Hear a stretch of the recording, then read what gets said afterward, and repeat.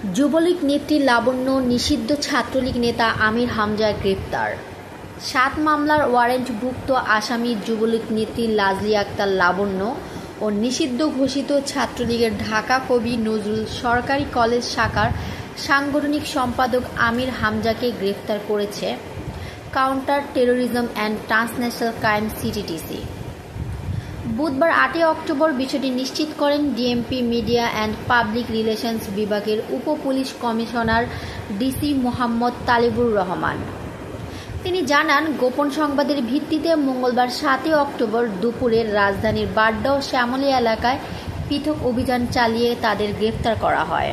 তিনি আরও জানান, মঙ্গলবার দুপুর 2:30টার দিকে সিটি ট্রান্সন্যাশনাল ইউনিটের একটি দল রাজধানীর বাড্ডা এলাকায় অভিযান চালিয়ে যুবলীগ নেত্রী লাজলিয়া আক্তার লাবণ্যকে গ্রেফতার করে।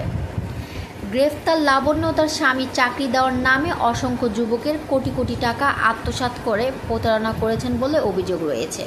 এ বিষয়ে গত 27 নভেম্বর 2024 সালে একটি দৈনিক পত্রিকায় একটি প্রতিবেদন প্রকাশিত হয়। বর্তমানে তার বিরুদ্ধে দেশের বিভিন্ন থানায় মোট 7টি মামলা রয়েছে। অন্যদিকে একই দিন দুপুর 2:25 সিটি সাইবার ইউনিটের একটি দল শ্যামলী এলাকায় অভিযান চালিয়ে নিষিদ্ধ ঘোষিত ছাত্রলীগের ঢাকা কবি নজরুল সরকারি কলেজ শাখার সাংগঠনিক সম্পাদক আমির হামজাকে গ্রেফতার করে।